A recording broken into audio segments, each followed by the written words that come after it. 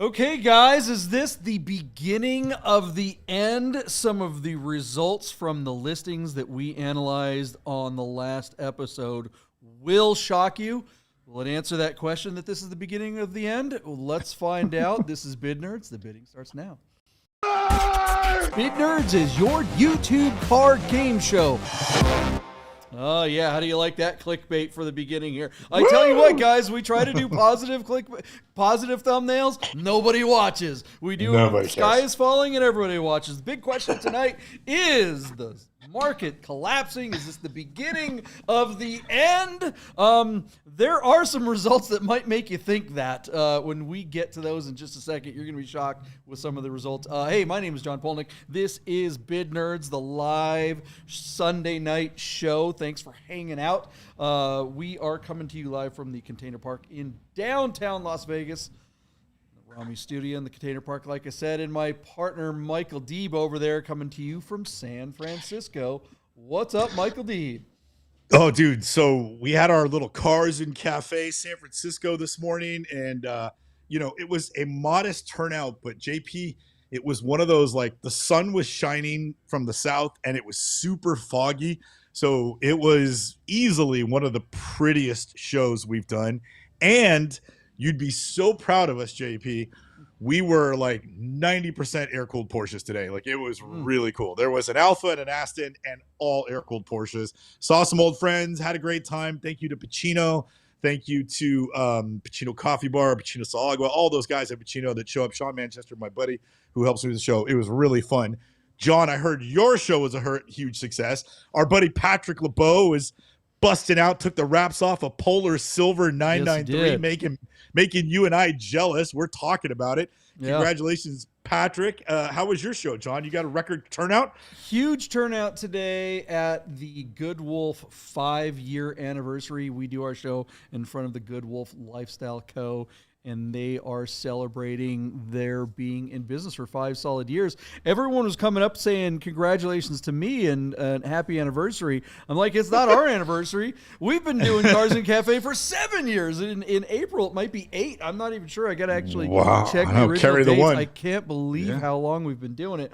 But yeah, it was a great show. Lots of people showed up, and the weather couldn't have been better. So thanks to all of those here in Las Vegas. And, guys, if you are ever traveling around, if you're looking and it's the last Sunday of the month and you find yourself in San Francisco or Las Vegas, there is a Cars and Cafe happening. And if you are in a city where you think a Cars and Cafe should happen, reach out to us. We can help you get one set up, and maybe you can start a Cars and Cafe chapter in your area. Okay, let's get to what everyone is tuning in for, which is the big question: is this the beginning of the end of the classic car market on BAT? We looked at and analyzed some listings on the last episode. Specifically, all the cars that we looked at had shocking results. Which one do you want to start with? Let's start with our poster car, which was the Porsche from the last show. JP, we are going to check back in on our 1993 Porsche 911 Carrera RS 3.8. This is, as you and I described, a unicorn car. Produced for only 1 year. Porsche created only 55 examples for the entire world. These cars are icons. If you ever get to see a real one in person, consider yourself lucky. About 12 of these 55 were designated for the Japanese market. That is the origin of our car here. However, this car was on Bring a Trailer as a premium listing out of Salt Lake City, Utah, JP, showing just 16,000 kilometers from new. Save yourself the headache. I did the math for you. That's only 10,000 miles on the odometer. JP, of the 55, I imagine a couple of these have just truly never been driven. This one seems to have been driven and enjoyed, but doesn't look like it's had a rough life. And that is certainly low miles, even for a blue chip collectible car such as this. John, these cars have gone into the stratosphere in the last handful of years. And this is just about one of the nicest examples in existence, with a known history from the beginning. So excellent provenance, excellent condition, super low collectible miles. This car, value-wise, could or should come near setting a record for the model. However, this is a can I say PISS? This is a piss poor listing with terrible assets. That's internal vernacular for the presentation of photography and videography. This is considering we're looking at close to a $2 million car. This is terribly underproduced, and it's on a very pedestrian site. Even though Bring a Trailer can sell $1 million cars, you've got to show up ready to fight. And this car just didn't, John. This is a failure to launch, and we talked about it just a minute ago. So I know I'm droning on here, but JP, but this was really just kind of a big letdown. So JP, I said to you when we did the last show that this car should be about a $1.9 to $2 million car, but I thought this car would fizzle out at $1,100,000. John, you took before you give me my number, what did Classic.com think this car would bring? Oh, I don't have it up, JP. I didn't write those down. So okay. All right, sorry. Forgive me for not doing that. I didn't do that again. We just did it when Max was on with us, but I will add those in the future. But I think Classic or Haggerty, the two that I use, said 1.9 was sort of all the money for these, although apparently one has sold for 2.2. But John, you took the over on me by about $100,000. So you came in at $1,200,000. And then let's see the big one on campus. Well, let's get to the result.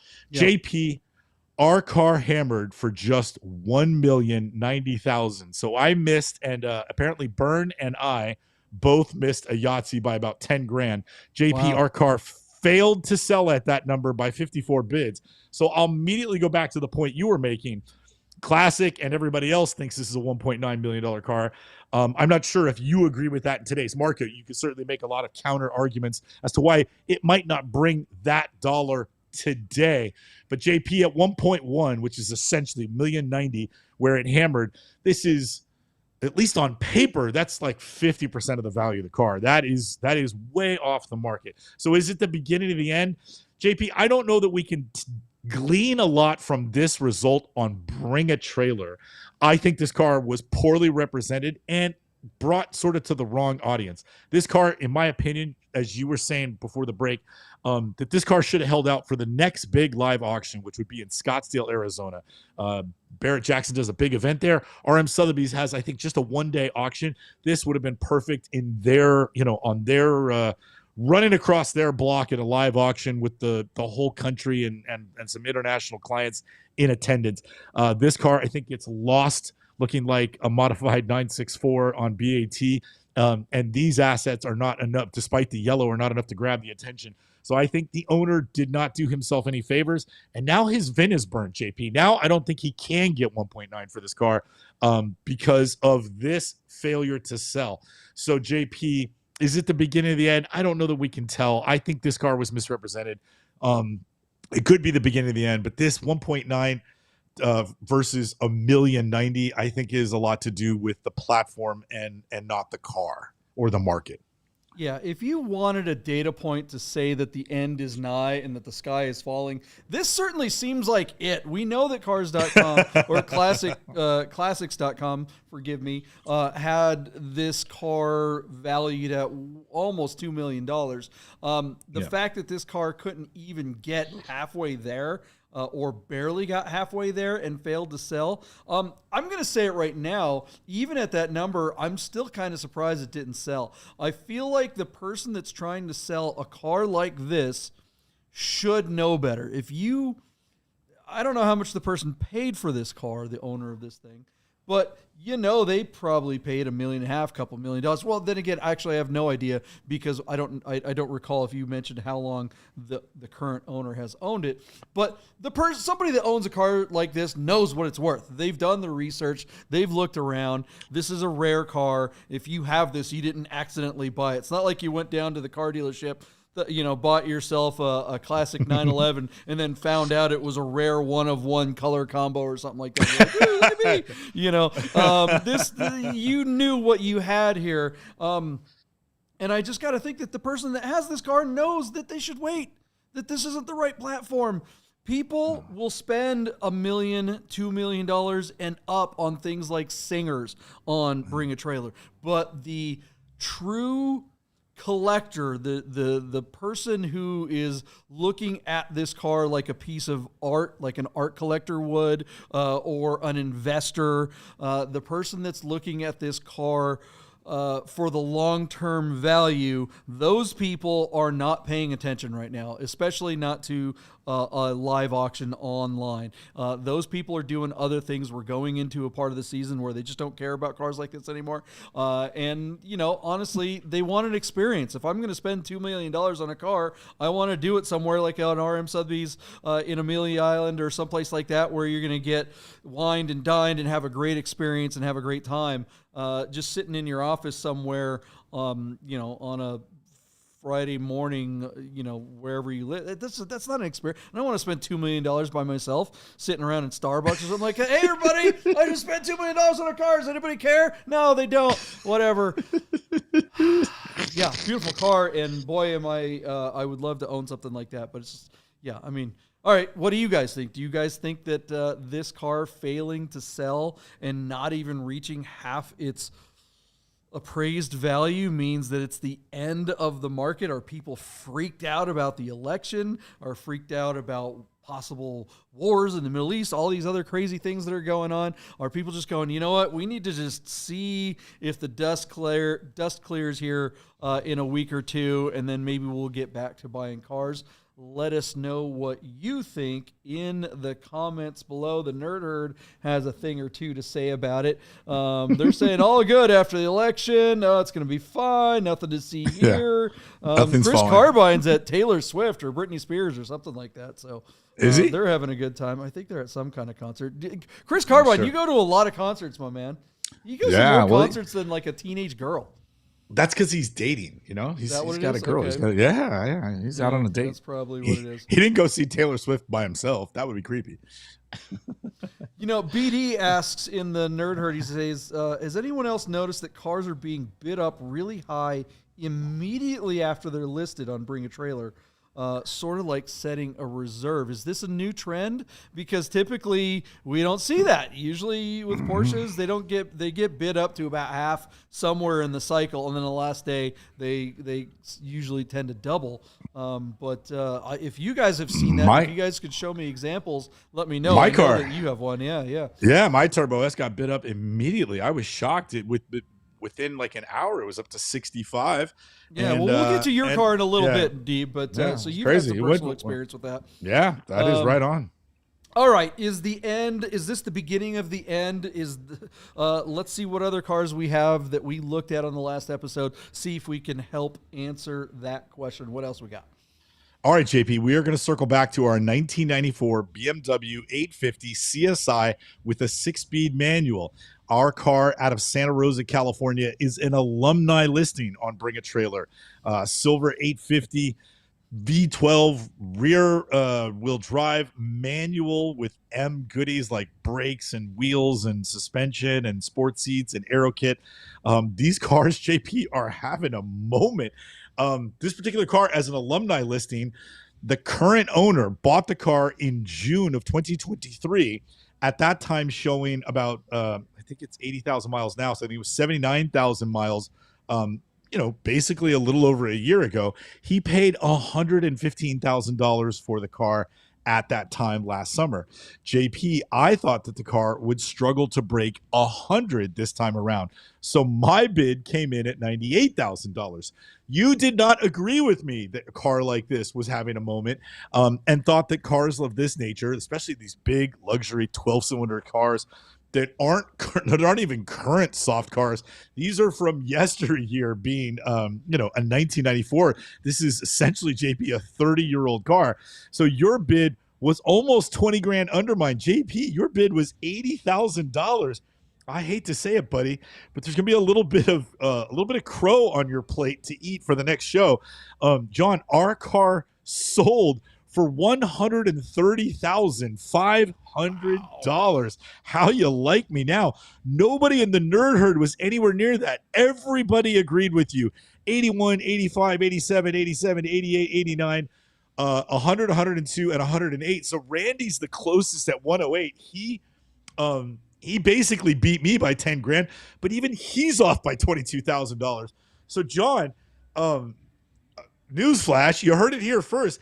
850 CSIs, at least with a manual transmission, are having a moment in a soft market, butted up against the election, and literally at the end of the season, you're selling your car around Halloween. That is just not good business sense. And it didn't matter. This guy still brought 15 grand more money. Now, you can make a good argument for inflation that he didn't actually make a dime, and that's a fair point. But still, John, that is a strong result for a car that, again, if it wasn't a manual, we would just blindly say these cars are soft, get off it as fast as you can because it's a sinking ship. But, man, 850 CSIs with a stick, how you like me now? Yeah, how much would a manual go? I'm sorry, how much would an automatic go? If this exact car with an automatic, do you think this thing even makes 35 grand? I mean, for real, not kidding. I mean, it's like these are not super sought after, but boy, you're right. This particular one really brought it. And if we're asking the question, is this the beginning of the end of the classic car market? This has got to be a record result, a record high. So for everyone who's saying that the market is soft, there are definitely pockets of appreciation that are happening. I won't even get into the inflation thing. I am glad to see this car bring the big money. And what does seem to be happening, Deeb, and maybe you have an opinion on this, it seems like the $50,000 to $150,000 is the sweet spot. If you have something that's really special, that's worth $1 million or more, the people that are in that market just aren't paying attention right now. But it seems like there's some slush money floating around because obviously no one's going to their credit union and getting a loan on something like this little 94 BMW. You have the money. You have $130,000 sitting around or $50,000 or something like that. I think that's where the mobility is happening right now. We're seeing good quality, clean, sought after manual cars do well in that range. But if you get much higher than that, it seems to be that's where the softening is happening. And when we talk about softening of the market, it seems to average out, right? So it's like if you grade on the curve and you have like that RS that we just talked about that was appraised at around $2 million and it only brought $1 million and it failed to sell. And then you got a car like this that most of us thought it was going to be 80, maybe 90,000, and it brings 130. If you grade it on the curve, it still looks like a disaster. One is an absolute just stunning knock it out of the park home run, and the other one is like the team forfeited. It just doesn't make sense. Or how do you unravel that? Where is this disparity coming from? What do you think? Oh man, JP, I don't know. It's really tough. While you were talking, I looked up values, and we have a conflict of the model. So when you get an 850 CSI, they're all 6-speeds, and they all make 375 horsepower. If you just had ordered an 850 CI, it's an automatic, but that same 12-cylinder motor is in a different state of tune where it only makes 300 horsepower. So all of these cars are sticks, and so they're all going to bring the money. If you got the automatic, you got not just an automatic, but you got a lower spec motor. Then this car is only worth $50,000 to $55,000. But harking back to the part where I did hear you, being in that sweet spot of that $150,000, yeah, I'd say that's a really interesting place to be. It seems like the people who can afford that are still participating in the market, and those cars are trading without seemingly being bashed by a soft market. A lot of the stuff that is below 100 grand has softened up, and you take 10, 15, 20% off the value, and all of a sudden there's a big disparity in secondary market values, and people are losing significant chunks of their cars. But these cars, this particular model seems to be doing well, John. For sure. And I mean, let's not forget too, it's also got 80,000 miles, not even low miles, really. Yeah. So that is just downright incredible. All right, what do you guys think of the result of this 850 CSI? Very important distinction. Is that third pedal really the sweet spot? Is that what makes it happen? Or is there just something about this BMW that we're missing that we didn't see that it's worth that extra $20,000, $30,000? Let us know what you guys think. And also I want to get your guys' opinion. Is there a sweet spot? Am I right? Am I totally off here? Does it seem like that $50,000 to $150,000 car, those cars seem to be actually selling, and everything above that mark really seems to be suffering? Let us know what you think. And, you know, we're going to keep asking this question. Is this the end of the classic car market on BAT?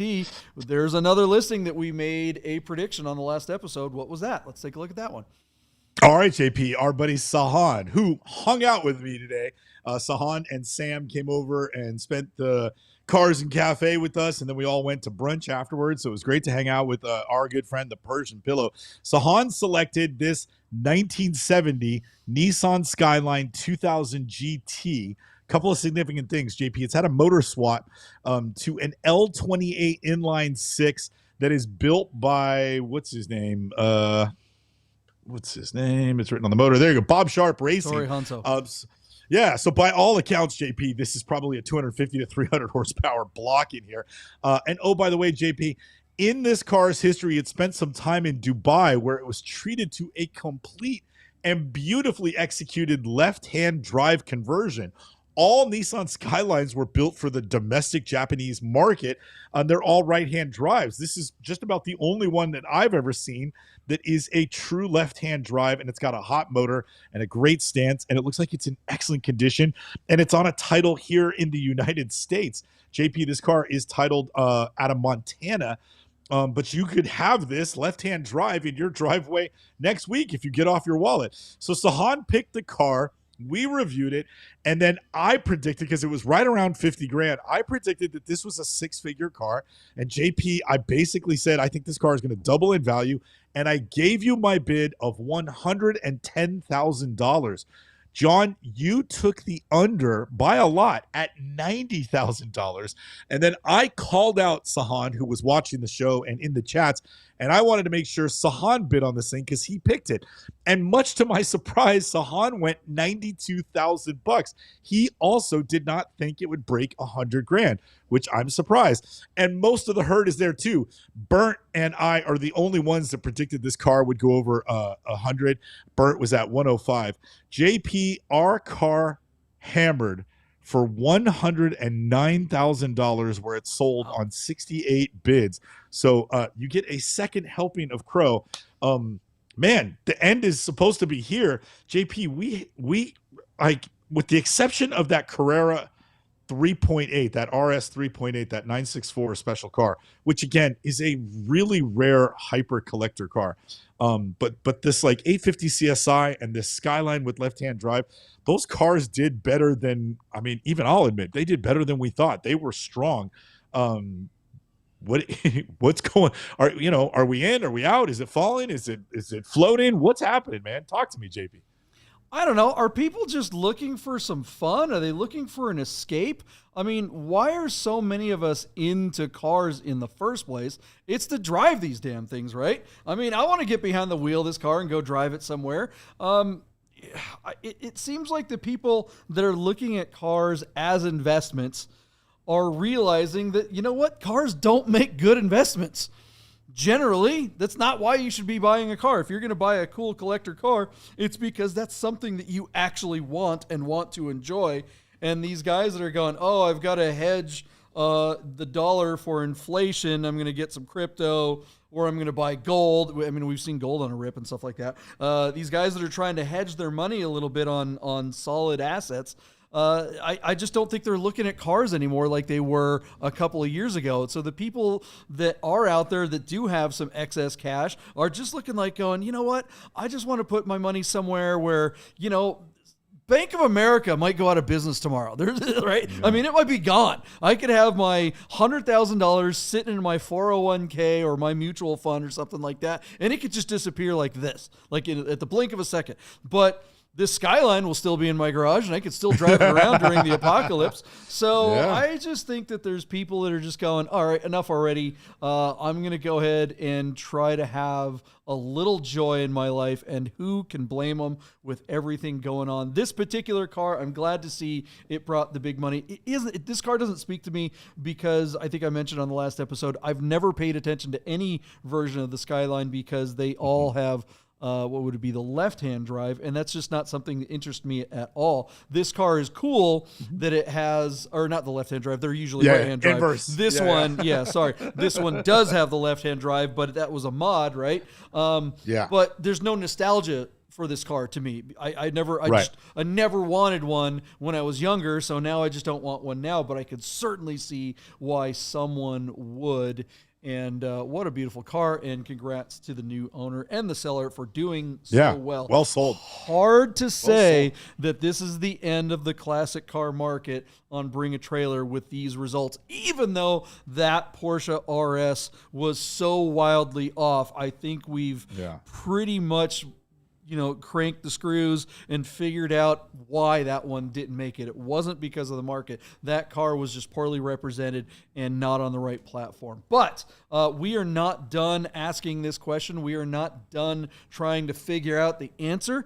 We are going to come back right after this with new predictions, and we'll see if we think that this is the beginning of the end. We'll be right back, guys. Stick around. Hey guys, I gotta tell you about our friends Godden Porsche of Las Vegas and Godden Classic. If you're looking for a new Porsche or a classic, you gotta call our friend Steve at Godden, this guy. Save yourself the hassle of screwing around with all the auctions like we always talk about, and just talk to Steve. He'll find you the classic Porsche you're looking for. Godden Porsche of Las Vegas. Hey guys, you're probably looking at your watch and wondering if Bid Nerds will ever end. So you better talk to our friends at Our Smiths to make sure your Rolex, Tag Heuer, AP, or any fine timepiece is in tip-top shape. Our Smiths, fine Swiss repair. All right, we are back. All right, guys, is this the beginning of the end of the classic car market, or is it just getting started? Are things heating up? Some of the results from the last episode would say yes, that this is the beginning of a bull market or something. If you look at some of the results, we've got a cool list of cars. Let's get right to it. Let's make some predictions. Before we do that, actually, if you guys are in the nerd herd, make sure you give us a thumbs up right now. There's a lot more of you watching than there are thumbs up, so please give us that thumbs up. That'll bring more people into the nerd herd. And if you are new to the show, thank you so much for hanging out. We do see new names in the nerd herd all the time. Yeah, and we welcome Jason you guys. Portman. Yeah, Jason Portman is new. Make sure that you introduce yourself in the nerd herd to make sure that you introduce yourself to all the rest of the herd, and they will welcome you. That's where the best people are at, is over there in the nerd herd, not me or my partner here. We kind of suck at this, but that's where you're going to get the real information, the good stuff. So again, welcome, guys. All right, let's get to some predictions. Are you sure he's new, Deeb? Deeb isn't allowed to say if someone's new or not, because he always screws it up. He came to so he's been watching the show and then commented on my Turbo S listing, which I really appreciate. And then he showed up at Cars and Cafe, driving up from San Jose in his GT3, and hung out for several hours with Jason. Super nice, solid car guy.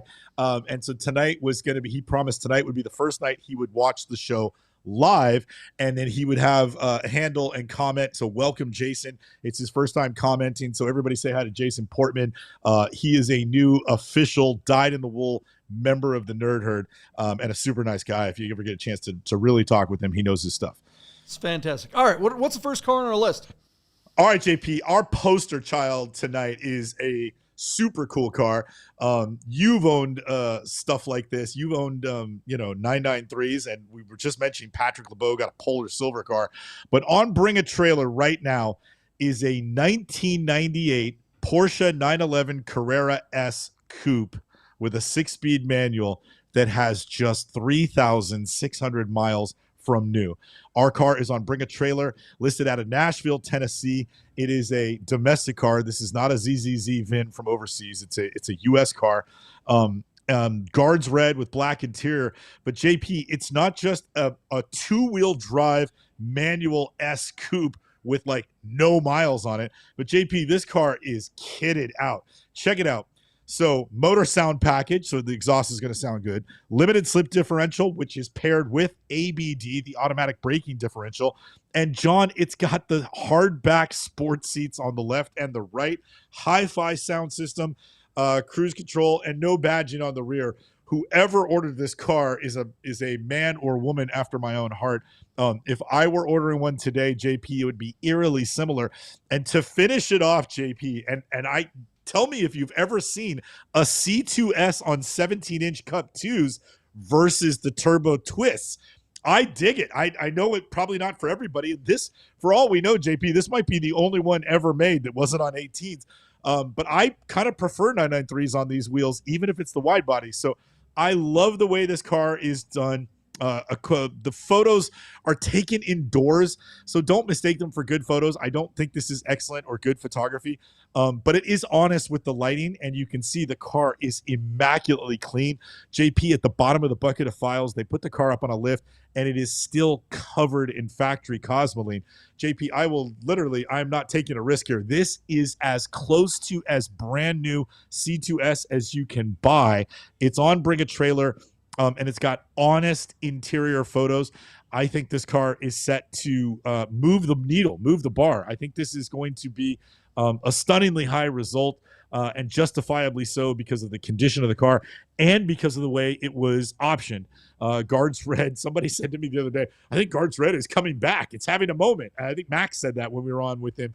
And if this car does like I think it is, it's going to be a validated take. So JP, I lob it back over to you. We've seen a bunch of 993s. C2 and C4Ss have always brought, a big 40% premium over the narrow body cars.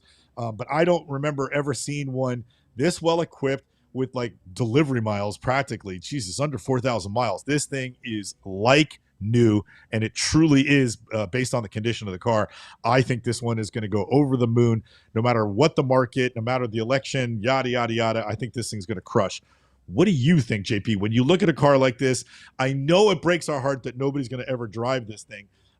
But as far as the ultimate value for an air-cooled non-turbo car that's not an RS specification, this could be one of the nicest examples of anything we've ever seen.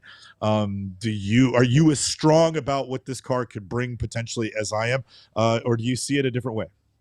Well, I mean, it depends on where this car falls from a number point of view. Like I said before the break, cars in that 50 to 150 grand range have been doing pretty well. This car should be well over $150,000 because of the low miles.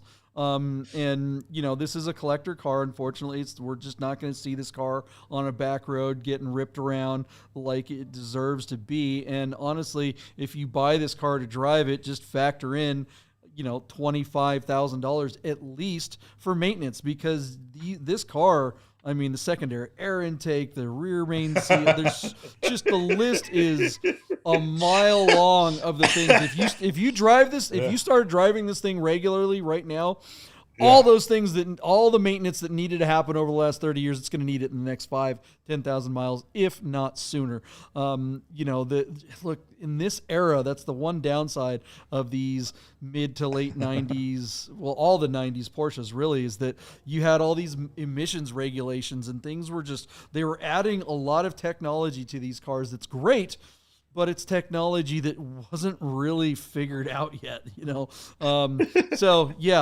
but again, that's probably not going to be something that the new owner is going to have to deal with, because this car is just going to go into another garage where it's going to be hermetically sealed, and a bunch of old dudes with pleated shorts are going to sit there and stand around this car and pat themselves on the back at how new and original, how low miles it has. And, Gerald is going to be talking to Buford and Gary, and Steve, and be like, yeah, that's really great. This car is really good. You want to go for a drive? Oh, no, I would never. Hey, Gary's kid, what's his name? Hayden, he just got his license. Why don't you let him drive it? I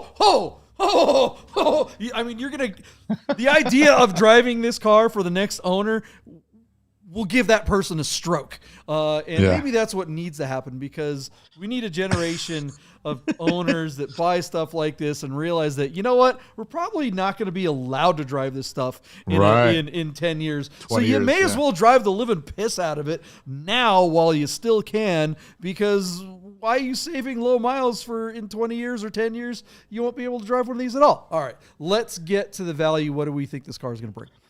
All right, JP, our car is currently sitting at $155,000 on just 6 bids, and it closes tomorrow. Again, JP, out of Nashville, Tennessee, with just 3,600 miles, a 98 C2S with a 6-speed manual and guards red. And the big thing for me really is the hardback sports seats. They are a very, very rare option. Those seats are hard to find even on a turbo. And I just think they make a huge difference to your relationship and experience with the car while you're driving it. The seats make all the difference, and they are fantastic seats. And so the fact that this car has them, I think this car is going to do really, really well. JP, I'm all in on this car. I'm going to give you $309,110. I think this car is effectively going to double before it hammers, for all the reasons, the condition, the specification, and especially the incredible low mile. A car like this in the secondary market is peerless. When would we see a car similar to this? Like within the next 2, 3, or 4 years? You're just not going to see a car this outfitted this way, in this condition, with these low miles again in the next handful of years. They're just too rare like that. And for those reasons, it doesn't matter about the election, it doesn't matter about the time of the year, it doesn't matter about the soft economy. I think the Porsche collector, your celebrity collector, this is a have to have. It's just too rare not to jump at. And it's a really nicely executed car. So I think I'm all in on this car, JP. $309,110 to you. Yeah, I think this car is going to do well as well. As far as those hardback seats, why the hell didn't they option red backs? Why didn't they color match the backs of the seats? I could see if this were, might have, but they're black. Yeah, but they probably could have. I know they could have. That's what I'm saying. Yeah. Why didn't they? Oh, why yeah. didn't? Yeah. Why didn't the person who spec'd this car out, if they're so good at spec'ing out a 993, they got the split grille, they got all this other cool stuff, they got the hardback seats, why wouldn't you check the box to have the backs of the seats the same color as the car? It looks so cool. It just seems like what? And by 98, that was a thing. I could see like the first year it not occurring to anyone back then, but by 98, everyone was doing it. Anyways, I don't know. That's nitpicking. This car will do well. I don't think it's going to break 300. I do think that the collector for this car is actually paying attention to stuff like this, and I agree with you. There's just not very many of them. I think the color doesn't help it. I know that you say that the guards red is making a comeback. I think it is to a certain extent, but I think that color is still going to hurt it. Excuse me, guys. So I'm going to say 200. Let's see, 270,993 is my number. Okay. Very good, JP. 270,993. Yeah. I don't think this is the end of the classic car market, and I think that this is the kind of car that will prove that. But I think 300 is just a little bit too much going into late season at this point. Almost the entire nerd herd is with you. Chris Carbine is at 300, and a member of the nerd herd, Porsche 997 C4 S1, is at 325, just above me. So the three of us are the only ones in the 300s. Everybody else is below that watermark. So this will be an interesting one to watch. And again, that car closes tomorrow. But what a beautiful car, JP. God, I mean, a 993 C2S coupe with a split grille, manual, limited slip, motor sound, and the sports seats. That is, God, the only thing missing would be like a slick roof, which I don't think they really offered in the US. But there you go. What a car. How awesome would it be to see this car driven? You know who drives one of these? A 993 C2S, and what may prove me wrong? One of the Kardashian girls drives a black C2S around right. in Hollywood. So maybe one of the Taylor Swift types, one of the Swifties will want to be like a Kardashian. Sure. Maybe Diddy had this car. Who knows? All right, let's move on. What's the next car on the list? It comes with a front full of baby oil. All right, what do we got? All right. What do you want to do, JP? The Porsche or the BMW? You pick. Sure. Just the next one. The Porsche. All right. So John selected for us a 1990 Porsche 911 Carrera 4 Cabriolet, which is very similar to a car that he sold. This one is a 5-speed manual, but has very low miles. It has just 35,000 miles. But in the photos, it almost looks like an America Roadster, because this car has been treated to the wide body, the turbo fender flares. How cool, JP, is that car just sitting there? It doesn't even have to go anywhere, and it looks really good. I dig the America Roadster. I love the wide body, anything that Porsche makes. So this car absolutely switches me on. The only thing I would nitpick is I don't like the chrome wheels. I've never liked chrome wheels, but I love that it's on cups. Four-wheel drive, yeah, probably not the way I would want my car, but JP and I know a mechanic that could take that front diff and throw it over that cliff that's in the background of those photos. Low miles, JP, looks like a nice car. It's manual, air conditioning on these. 90s are sort of a .1, but that doesn't make a difference. It looks like they updated the mirrors to the JP, tell me, what are these called? Sport mirrors? Are they called the sport mirrors? Mirrors, I think. Aero mirrors, yeah. So it looks like it's got the .2, the 92, 93, 94 mirrors. So that's sort of been updated for you. They're not the sport seats; they're just the standard seats. But I don't care. This car is cool. JP, I would love to have this car. However, it's black on black on black on black on black. It's JP specification, so I don't even think I'd get a shot at this car. This car has got your name written all over it. I dig it. The question is the modifications to the bodywork going to help or hurt the ultimate value of the car? And so we'll talk about the numbers in a minute. But JP, was there a particular reason why you picked this car? Is there something that I missed? Or are you just digging it the way I am? It's like a poor man's America Roadster, being a C4 cab manual. This car is going to be far from six figures. So what do you think? Well, yeah, there is a specific reason that I picked this car, and it's not just that it's JP spec, and it's definitely a car that that I would drive and like. And hell, I just sold my 964 cab, which was a C4. It was basically the same car, just didn't have the flared fenders. The reason why I brought this up is that this is the kind of thing that usually we would see on P-Car Market. There's no damn mention that this thing is a fake wide body.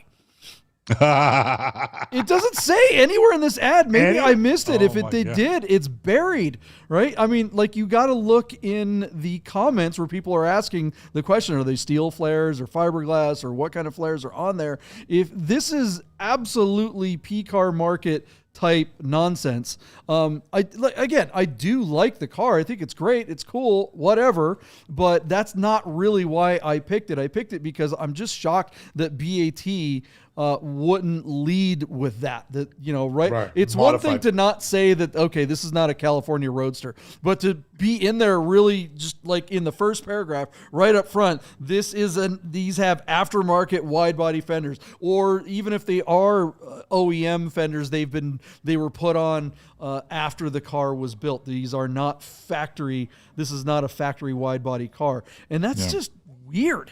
Have you guys seen BAT start to do stuff like this? Is that an oversight? Do they have so many listings that they just can't get, that they're starting to make mistakes? Or is that something where we're starting to go, okay, we have to now really start looking at P-Car Market as not being the worst platform online? I mean, do we have to start really paying attention to BAT ads as closely as we do as some of the platforms that are not as astute and accurate? Again, I do like this car. It is not as easy to make this a two-wheel drive car as you think. You can disconnect the front diff and get rid of it, but you'll still have the drive shaft in the middle, so you'll still have that 100-pound hunk of metal in the middle of the car, but that's still better than a C4, even though I do kind of like C4s. This is a great car all the way around. With all that said, you asked the question, Deeb, will the body work, will the wide body help the value of this car? I sure think it will.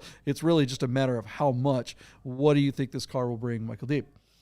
All right, JP, I have a hunch that as far as writers go, BAT is hiring a lot of kids that just don't know enough about cars. And so I'm wondering if this car just leaked through the cracks.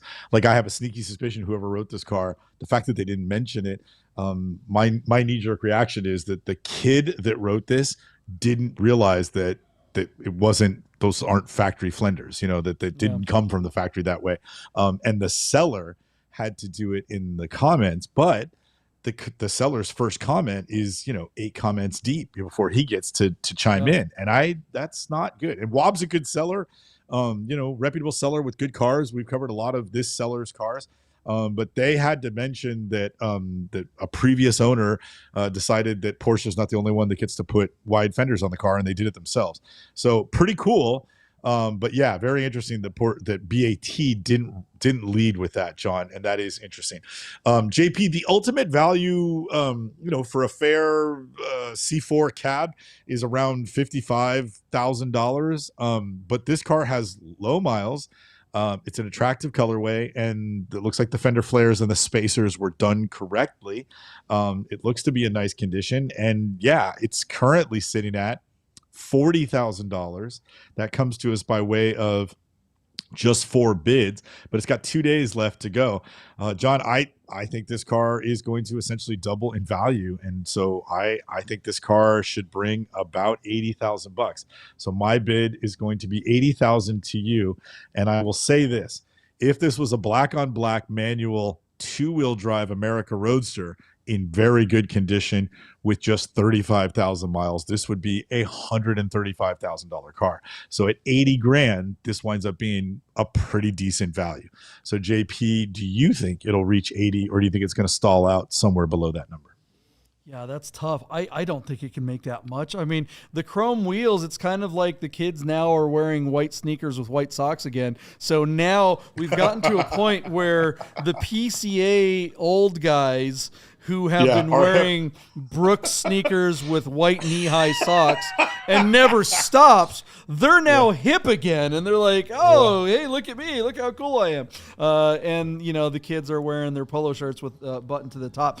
There's no way this thing gets to $80,000. It's just a regular C4. If this were a 35,000 mile C4 narrow body, maybe it gets to $80,000 just being an original car. But the fact that this thing's been hacked up, there's another thing to think about too, and I think somebody mentioned it in the Nerd Herd. It's like, I want to know when the wide body was done on this car, because when you're talking about 90s cars, 80s and 90s cars, these things have been around a while. And a lot of times what happened in the 80s and 90s is these cars get hit, and that's when they do a wide body conversion. That's when a lot of slant noses got made into slant noses, because it's like, oh, the car's been wrecked. Let's go ahead and replace the fender with wide fenders now instead. But that was all before Carfax. If this thing got sideswiped in 1996, that accident isn't on Carfax, kids. It's not there because that Carfax just wasn't even around. And I'm not suggesting that this car has been hit. I'm not saying that at all. This car does seem to be solid and straight and all the good things. But a car like this, I would definitely, if I were looking at this car seriously to purchase, I would want a PPI done, a pre-purchase inspection. And that's just hard to do when it comes to an online auction, because you can't just get. Why would you pay for a pre-purchase inspection on a car that you may not win the auction? All that said, I'm going to park it under you at $75,964. That's a good bid. I think that's right about where an original one could be, and then someone might say, all right, well, this is a value plus that doesn't or maybe it's value neutral. It looks better, it looks cooler, but it doesn't really add value. Some people, I think, like Porssche Classic, our friends at Godden, Steve wouldn't take this car in. It's not an original. If somebody brought this car in to trade it in or said, hey, would you buy this car? He would be like, no, because a Porsche Classic dealer would have to return it back to its original state, and there's no way that pencils out. And why would you? It looks like it's a really good job wide body. Well, the last time they did that, JP, they won a bunch of awards. So you just exactly. talked yourself into a bad argument. Yeah. I agree with you. If this is a value neutral car, then I think it stalls out or possibly sells for $65,000. But if people see the value in it when they compare it to an America Roadster, which should be the thing that you're looking up at, then I think at 75 or even 80 around my number, this car is in play. JP, the herd is all over the place. We got 75, 82, 70, 69, 88, 69, 67, 60 for Indy Dave, 67, 73, 65, 73, 69, 62. So yeah.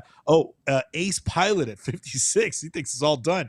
So Wow. yeah, very interesting. But I think I said one of them, yes.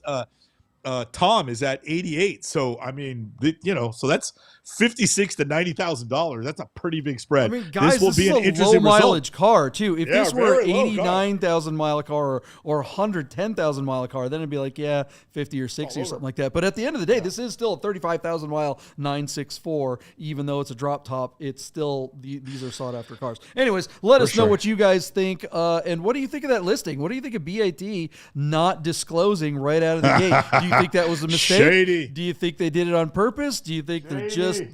I mean, dude, you go to Taco Bell and you can't even nobody gets your order right. You can't hire good help, man.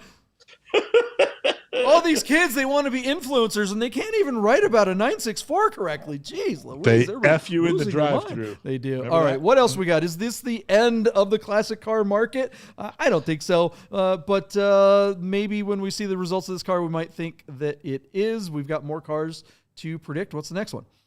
All right, JP. Sahan and Yuri went in together on an E9 BMW.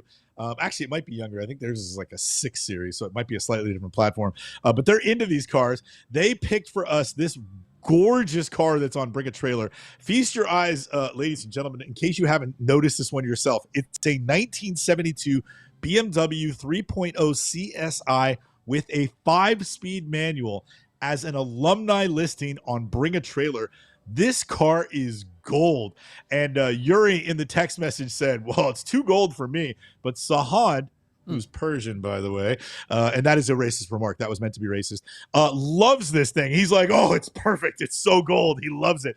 And why wouldn't he? This car is absolutely stunning. The reason why it's stunning, JP, and again, please forgive me for picking these two cherry puffs. Our car is showing just 10,000 kilometers from new. That's 6,000 miles. This car, they're listed as TMU, but I think this car is listed as that's original miles. Somehow somebody just basically never really drove this car. I did mention that it's an alumni listing. The car traded hands last year on Bring a Trailer out of Houston, Heights, Texas. And at that time, that was July 20th of 2023 last year. The car sold for $147,000. JP, this car is back up again. I don't think anything's been done. I don't think anything needed to be done. The car looks to be in stunning cosmetic condition. I hope that the low miles don't translate to a bunch of atrophy.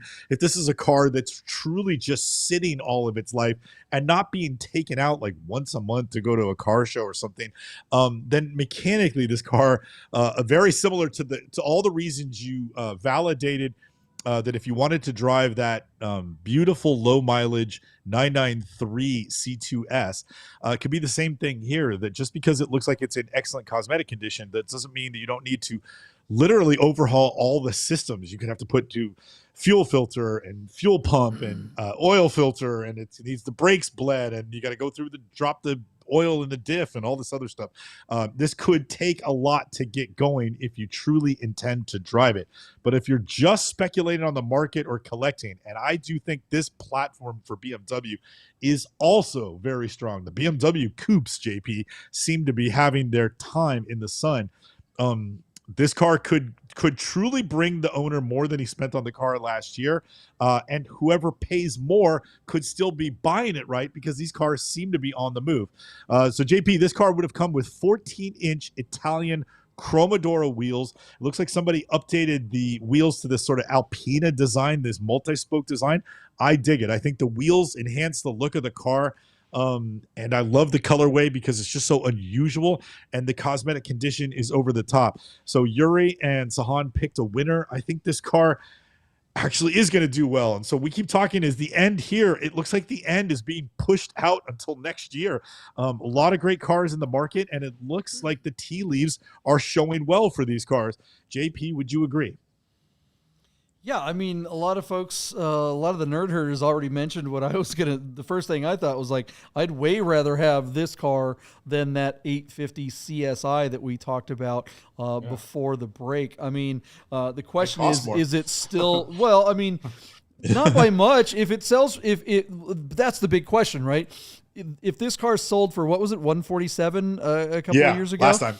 Yeah, and the 850 was 130. We're not talking about a massive delta here. Right, 20 grand. Yeah. So if this car is flat or less when it reaches the end of its auction, then I definitely that'll be an interesting to see, because the 850 CSi is clearly skyrocketing. Does that mean everything above, like something like this that used to be worth significantly more than an 850 CSi? Does that mean that the rising tide will rise all ships in the kind of BMW no B pillar world of cars? I mean, these have been classics for a while. These have been sought after cars. These cars have really been blue chip for not just a little bit, whereas we're just seeing the 850s kind of see their moment in the sun. So, yeah, where's this car going to go? What do you think it's going to bring? Is it going to bring more than last time, or be flat? Yeah, you're right. The cars have been up for a while, but they didn't soften in the softening of the market. 2002s,